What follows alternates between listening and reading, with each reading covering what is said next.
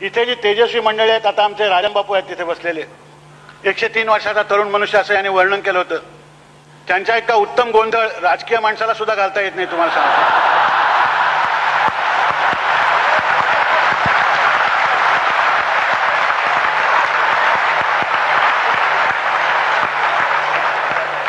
आजची 1000 माणसं राजकीय म्हणून जमलेली नाही आहे, ते मला माहिती आहे, म्हणून मी धाष्ट केलं. त्याचा आपण सहसा कोणाला दुखवत नाही, सत्तेच्या माणसांना तर नाहीच. तर असे राजाराम बापू आहेत. त्याच्यानंतर आपण नेहमी विद्वत्ता म्हणजे प्रखर वगैरे असं बोलत असतो, नेहमी तेजस्वी, जळजळीत वगैरे. परंतु ज्यांच्या विद्वत्तेमध्ये शारदीय चांदण्याचा आनंद आपल्याला लाभतो, असे आमचे लक्ष्मण शास्त्री जोशी. की विद्वत्ता ही किती शीतल आणि सुंदर असू शकते, असं जर कोणी मला विचारलं तर मी सांगेन की तुम्ही लक्ष्मण शास्त्री जोशींच्या सहवासात 1 तास घालवा, म्हणजे तुम्हाला चांदण्यात न्हावून निघाल्यासारखं वाटतं की नाही बघा. नाही वाटलं तर तुम्ही जन्मजन्माचे गलिच्छ आहात असं समजा आणि जा. असा शाप सुद्धा काही लोकांना देव देत असतो, त्याला काही सांगता येत नाही. ही सगळी अशी माणसं बसलेली असताना मी आभाराला शब्द कुठून आणू मला खरोखरच माहिती नाही. एक तर आभार, धन्यवाद वगैरे मराठी शब्द नाही. कोणाच्याही घरी तुम्ही गेलात, काही जरा पिठलं बिठलं खाल्लं, काहीतरी चांगलं जेवलं, आज तुमचा आभारी आहे म्हटलं तर मा कृत्रिम नाटकी मनुष्य असं म्हणतो. आम्हाला नाटकाची इतकी भीती आहे नाटक वाटलेल्याची की पाय धरून नमस्कार केला तरी बापटला वाटलं हे अभिनय नाही, हे लोकांना सांगावं. पण बापटांना मला हे सांगावं असं वाटतं की आज जगामध्ये ज्यांचे पाय धरावे असे पाय मिळत नाही ते लाभले, तर ते धरले तर काय चुकलं.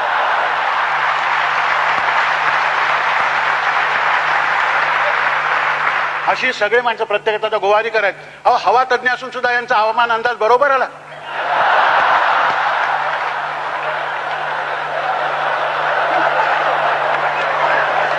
थक्क झालो. म्हणजे पाऊस हल्ली कोणाचा ऐकत नाही, यांचा ऐकतो की काय असं मला वाटायला लागलेलं आहे. कारण आमच्या पुण्याचा हवामान तज्ञ the Poona climate doesn't agree with me म्हणून सोडून गेला होता.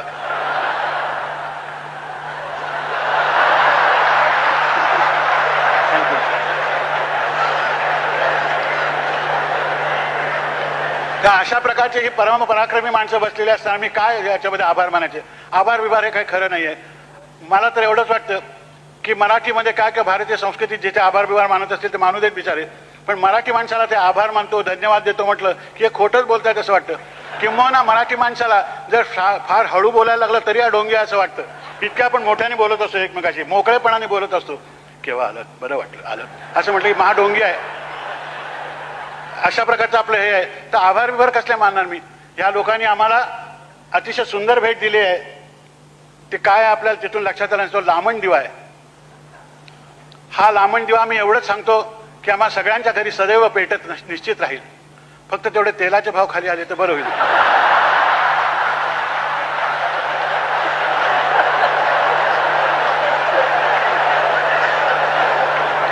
एकेकाळी या महाराष्ट्रात त्यांच्या घरी अत्तराचे दिवे जाळत असत असं म्हणतात. अलीकडे गोडे तेलाचे दिवे जाळणारे लोक आहेत काय असं बोलायची पाळी आली.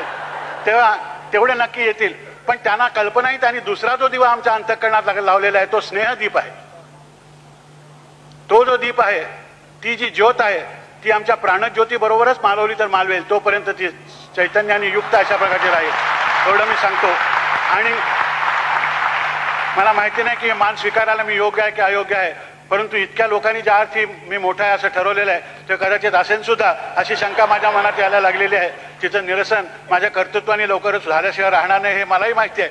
परंतु आपण एवढं प्रेम केलं, एवढं दाखवलं. घरच्या माणसाने इतका घरचा आहेर याला मराठीत निराळाच अर्थ आहे, पण घरचा इतका सुंदर आहे. आयुष्यभर कुठल्या तरी एका क्षेत्रामध्ये धडपडून ते समजून घेण्याचा प्रयत्न करताना मिळतं. हा मोठा महत्त्वाचा प्रसंग आहे. हा आजन्म लक्षात राहावा अशा प्रकारचा प्रसंग आहे. आणि त्या प्रसंगाला आपण केवळ मराठी नावाच्या भावनेने जमलेले सगळेजण इथे एकत्र आहोत, यांच्या साक्षीने मिळावा याच्यासारखा तर गौरव नाही असं मी म्हणतो. कारण ज्याला आपल्या भाषेवर प्रेम करता आलं त्यालाच दुसऱ्याच्या भाषेवर प्रेम करता येतं असंच मला वाटतं.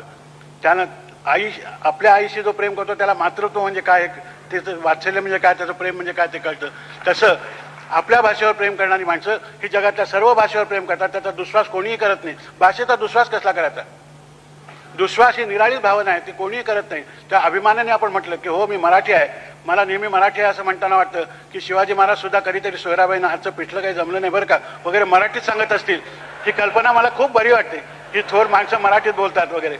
तर अशा थोर माणसांनी जी भाषा समृद्ध केली त्यातलेच आपण एक लहानसे आहोत. ही बाकीची मंडळी मोठी आहेत, त्या मनाने लहानसा असून सुद्धा मला तुम्ही मोठा केलात.